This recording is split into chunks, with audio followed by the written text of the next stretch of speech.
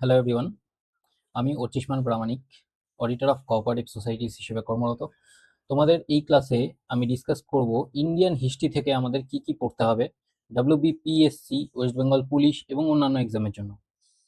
তো দেখো, ডব্লিউবিপিএসসি যে সমস্ত এক্সামগুলো হয়, প্রাইমারিলি আমরা যদি ধরি যে ডাব্লিউবিসিএস এবং তার সাথে মিসলেনিয়াস এবং তার সাথে ক্লার্কশিপ, প্রাইমারিলি আমরা এই এক্সামগুলোকে কেন্দ্র করে পড়াশোনা করি। তো এই এক্সামগুলোতে হিস্ট্রি প্যাটার্ন অন্যরকম থাকে, প্রত্যেকটাতে এক এক রকম থাকে।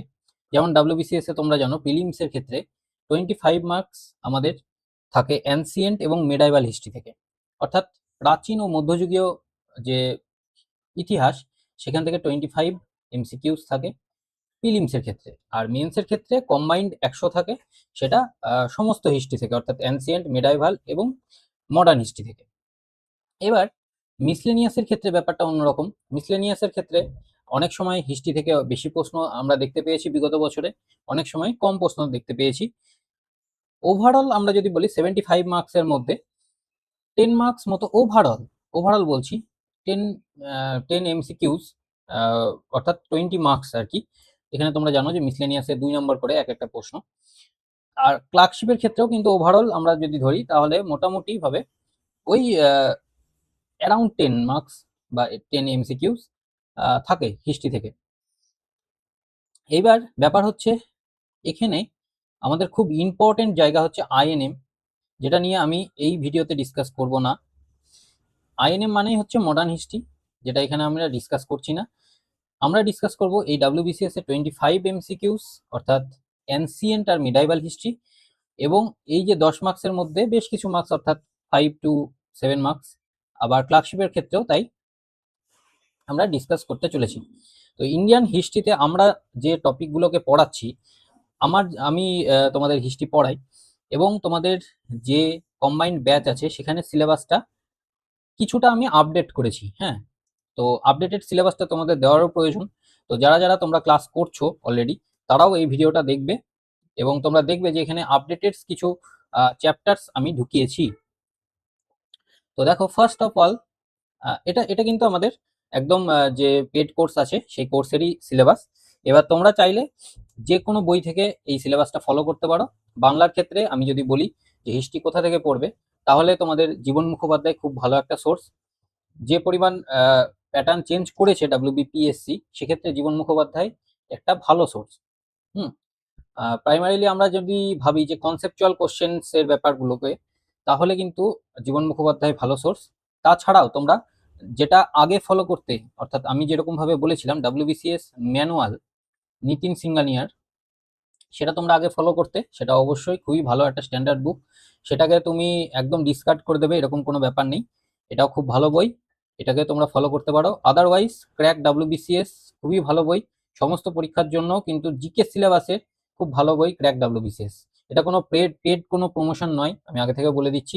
তো আমার যে যে বইগুলো আমি নিজে ফলো করেছি আমার প্রিপারেশনের পিরিয়ডে, এবং যে যে নোটসগুলো ফলো করেছি আমি সেইগুলোই ডিসকাস করি মেনলি। মেন ইম্পর্টেন্ট জায়গা যেটা এই বইয়ের থেকেও বেশি important, that is previous year MCQs. Previous year MCQs, যেটাকে শর্ট ফর্মে আমরা পিওয়াই কিউ বলি। পিওয়াই কিউ আমাদেরকে খুব ভালো মতো দেখতে হবে। সেটা তুমি ডাব্লিউবিসিএস এর পিওয়াই কিউ পড়বে, এবং তার সাথে সাথে পিএসসি মিসলেনিয়াস এবং ডাব্লিউবিপিএসসির যে কোনো পরীক্ষার, পিএসসির যে কোনো পরীক্ষার সাথে তোমরা ইউপি বিহারের পিএসসির পরীক্ষাগুলোতেও কিন্তু সমান জোর দেবে। ইউপি বিহারের যে পরীক্ষাগুলো হয় সেই প্রশ্নগুলো প্রিভিয়াস ইয়ারের এমসিকিউ তোমরা পেয়ে যাবে মনোহর পারিকার 14,000+ এমসিকিউ সিরিজে। 14,000+ এমসিকিউ সিরিজ যেটা ছিল বা এখনো আছে সেটা, বা ওপি ভার্মার একটা বই আছে মার্চম্যানের, সেই বইটাও তোমরা ফলো করতে পারো। আমি আবারও বলছি, এটা পুরোপুরি ফ্রি, মানে ফ্রি সোর্সেস আমি বলছি, কোনো পেড প্রমোশন নেই, কোনো কিচ্ছু নেই, ঠিক আছে? আদারওয়াইজ তোমরা আমাদের যে কোর্স আছে সে কোর্সটা এনরোল করে নিলে আমার আমার মনে হয় আর কোনো রকম সোর্সেস তোমার প্রয়োজন নেই, কারণ এখানে তোমাদের চ্যাপ্টার ওয়াইজ এমসিকিউ করানো হয়। মেন হচ্ছে তোমাদের টার্গেট ওরিয়েন্টেড পড়াশোনা করানো হয়।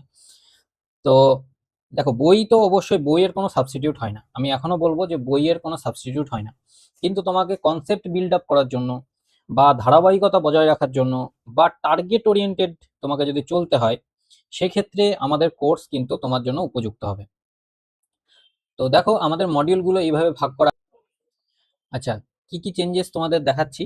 দেখো আগে যে পিডিএফটা ওপেন করা ছিল, যেটা এখন ওপেন করা আছে, এটা কিন্তু 16টা মডিউলেই কিন্তু ভাগ করা হয়েছে। টোটাল 16টা মডিউলে 4 সপ্তাহে সিলেবাসটাকে ভাগ করা হয়েছে। আর নিউ যে পিডিএফটা সেটা আমি এখন ওপেন করছি, এটা হচ্ছে তোমাদের নিউ ফরম্যাট, অর্থাৎ নিউ স্টাডি প্ল্যান, যেখানে তোমরা দেখতে পাবে যে আমরা মডিউলে 2খানা মডিউল অ্যাড করেছি, বেশি মডিউল অ্যাড করিনি, কারণ বেশি মডিউল অ্যাড করা মানে তোমাদের উপরে প্রেশার বাড়ানো। তো এখানে আমরা কি কি অ্যাড করেছি আমি বলে দিই চট করে। ফার্স্ট মডিউল তো একই আছে, প্রাগৈতিহাসিক যুগ, অর্থাৎ প্রি হিস্টোরিক পিরিয়ড। দেন তারপর সিন্ধু সভ্যতা, অর্থাৎ আইভিসি, ইন্দাস ভ্যালি সিভিলাইজেশন। তারপর বৈদিক সভ্যতা বা বেদিক সিভিলাইজেশন। দেন বৌদ্ধ জৈন ধর্ম, এগুলো তো একই আছে, খুবই গুরুত্বপূর্ণ জায়গা। এইবার মগধের উত্থান ও মহাজনপদ, এই জায়গাটাতে তোমাদের মহাজনপদ যেটা ফোকাস, সেই জায়গাটা আমার এখানে পড়ানো আছে।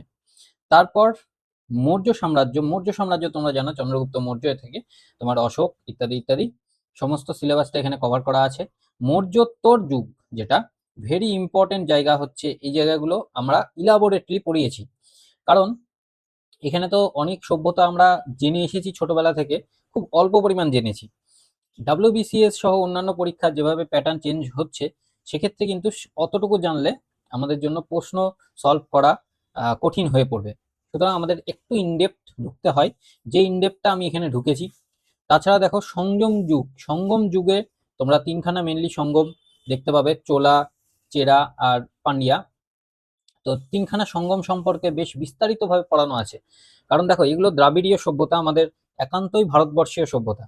তো একান্তই ভারতবর্ষীয় সভ্যতা যেগুলো, যেগুলো বাইরে থেকে আক্রমণ করে ভারতবর্ষে প্রবেশ করেছে, দিল্লি সুলতানেট বা মুঘল সাম্রাজ্য বা ব্রিটিশরা, এদের কথা তো আমরা পড়ি, কিন্তু দ্রাবিড়ীয় সভ্যতা যেটা, সেই কথাগুলো আমরা নেগলেক্ট করে চলি। এখন যে মডার্ন কোশ্চেন প্যাটার্ন বদলাচ্ছে, সেক্ষেত্রে কিন্তু আমার মনে হয় যে এই জায়গাগুলো থেকেও প্রশ্ন আসতে চলেছে। সো আমাদের ভালো করে পড়তে হবে জায়গাগুলো। তারপর দেখো গুপ্ত সাম্রাজ্য, গুপ্ত সাম্রাজ্য তো তোমরা ছোটবেলা থেকে পড়ছো, চন্দ্রগুপ্ত মৌর্য, চন্দ্রগুপ্ত, প্রথম চন্দ্রগুপ্ত, দ্বিতীয় চন্দ্রগুপ্ত, সমুদ্রগুপ্ত ইত্যাদি। তারপর গুপ্ত পরবর্তী যুগ, ভেরি ইম্পর্টেন্ট জায়গা, এখানেও আমরা অনেক ছোট ছোট যে সাম্রাজ্যগুলো সেগুলো নিয়ে বিস্তারিত আলোচনা করেছি, এবং এই আলোচনা পুরোপুরি কিন্তু একদম ক্রোনোলজিক্যালি আছে, একদম প্রথম থেকে শেষ অবধি পুরো প্যাটার্নটা দেখবে তোমরা অ্যানসিয়েল এবং মেডাইভালে ক্রোনোলজিক্যালি। তো গুপ্ত যুগ মানেই কিন্তু আমাদের প্রাচীন যুগ প্রায় শেষের পথে এবং মধ্যযুগের সূচনা হচ্ছে। তো সেই সময়কালে আমরা দক্ষিণ ভারতের সাম্রাজ্য কিন্তু বিস্তারিতভাবে পড়ব। দক্ষিণ ভারতের সাম্রাজ্য একটু কঠিন জায়গা, তো এই যে দক্ষিণ ভারতের সাম্রাজ্য একটু কঠিন জায়গা, এই জায়গাগুলোকে পড়তে গেলে শুধু বই পড়ে আহ, আমি নিজে কভার আপ করতে পেরেছিলাম না, সুতরাং আমাকে ভিডিওস দেখতে হয়েছে বিভিন্ন। তো আশা করছি আমি যেভাবে তোমাদের দক্ষিণ ভারতের সাম্রাজ্য পড়িয়েছি, তোমাদের অন্য কোনো ভিডিওস দেখতে হবে না এখান থেকে। একদম আমাদের ডাব্লিউবিসিএস ওরিয়েন্টেড করানো, মানে তোমরা যদি অন্য জায়গায় ভিডিও দেখো তো ইউপিএসসি রিলেটেড পড়ানো হয়, যে তোমাদের আহ, হিন্দি মিডিয়াম যে ভিডিওগুলো হয়, কিন্তু আমি এখানে পুরোপুরি ওয়েস্ট বেঙ্গলকে কেন্দ্র করে পড়িয়েছি। তারপর তোমরা প্রাচীন ভারতের বাংলার ইতিহাস, যেটা প্রাচীন বাংলার ইতিহাস অর্থাৎ পাল এবং সেন সাম্রাজ্য, সেটা তোমরা এখানে পড়বে। দেন তারপর দিল্লি সুলতানি শাসন শুরু হচ্ছে, দ্যাট ইজ আমরা মেডাইভালে তখন ঢুকে পড়ছি। মেডাইভালে দিল্লি সুলতানেট এবং মুঘল সাম্রাজ্য, আমি ওখানে একটা এক্সট্রা চ্যাপ্টার রেখেছিলাম যে মুঘল সাম্রাজ্য দিল্লি সুলতানেট ক্রস করে, তো ওটা ক্লাস ভিত্তিক ছিল, মানে এখানে যদি আমরা আগেকার সিলেবাস দেখি তো এখানে দেখবে মডিউল 11তে করা ছিল। তো আমি এরকম ভাবে রাখিনি আর, একদম বড় বড় চ্যাপ্টার মানছি, কিন্তু আমরা আলাদা আলাদা সেপারেট দুটো সেশনে ক্লাস দিতে হলে সেভাবে আমরা সেপারেট করে দিয়েছি, ঠিক আছে। তো তোমাদের কিন্তু এখানে 3টে অ্যাকচুয়ালি নিউ চ্যাপ্টার অ্যাড করে দিয়েছি, 3টে চ্যাপ্টার অ্যাড করা হয়েছে। তো তারপরে দেখো ভক্তি সুফি আন্দোলন, এটাও খুবই গুরুত্বপূর্ণ একটা জায়গা, ভক্তি সুফি আন্দোলন। বিজয়নগর বাহামনি কিংডম, বিজয়নগর বাহামনি, তোমরা সাউথ ইন্ডিয়ার ক্ষেত্রে যেটা দেখো যে বিজয়নগর কিংডম কে করেছিল, হরিহর আর বুক্কা, আর বাহামনি কিংডম কে করেছিল, হাসান গঙ্গু। তো ওদের ওই কিংডমগুলো সম্পর্কে আমাদের একটু দেখতে হবে। দেন তারপর আসছে মারাঠা আর শিখ শক্তি। শিখদের মধ্যে তোমার ওই গুরুগুলো আমাদের দেখতে হবে, যে কতগুলো গুরু ছিল, কোন কি তারা কি কি করেছিল, কোন গুরুকে কে মেরেছিল। অর্থাৎ তোমরা জানো ঔরঙ্গজেব মেরেছিল গুরু তেগ বাহাদুরকে, ইত্যাদি বিভিন্ন জায়গাগুলো আমাদেরকে এখানে দেখতে হবে। দেন তারপর মধ্যযুগীয় বাংলা, এটাও বিস্তারিতভাবে আমি পড়িয়েছি। মধ্যযুগীয় বাংলা মানে হচ্ছে তোমার মধ্যযুগে যে বাংলাতে ইন্ডিপেন্ডেন্ট সুলতানি শাসন ছিল, সেই যে সুলতানি শাসন সেইগুলো সম্পর্কে এখানে পড়ানো আছে। অর্থাৎ ওই হুসেন শাহী ডাইনাস্টি, ইলিয়াস শাহী ডাইনাস্টি, এই সময়কালটা, এটা খুবই গুরুত্বপূর্ণ একটা জায়গা, ঠিক আছে? তাহলে এটাও কিন্তু আমাদেরকে থরলি পড়তে হবে আগামী দিনে পরীক্ষাগুলো পাশ করতে হলে। তো এই হচ্ছে মোটামুটি সিলেবাস। তোমাদের এই সিলেবাস অনুযায়ী আমি পড়াচ্ছি তোমাদের কম্বাইন্ড ব্যাচে, এবং অন্যান্য যে ব্যাচগুলো আছে সেইগুলোতেও আমরা এই সিলেবাসটাই মোরালেস মেনটেন করে চলবো। যে এক্সামে যে জায়গাগুলো দরকার বেশি করে সেই সিলেবাসটা সেখানে আমাদের পড়ানো আছে। যে সিলেবাসটা যে পরীক্ষার জন্য ইম্পর্টেন্ট নয়, সেই পরীক্ষার সিলেবাসে তোমরা সেটা পাবে না। তো এইভাবে আপাতত মোটামুটি ঠিকঠাকভাবে সাজানো আছে হিস্ট্রিটা। তোমরা চাইলে ফ্রি সোর্সেস গুলো যেগুলো আছে অবশ্যই ফলো করো, কিন্তু এই সিলেবাসটাকে মেনটেন করো, তোমাদের বেটার রেজাল্ট তোমরা পাবে। আমি একদম দৃঢ় বিশ্বাস আমার যে তোমরা বেটার রেজাল্ট পাবে। ঠিক আছে, থ্যাংক ইউ।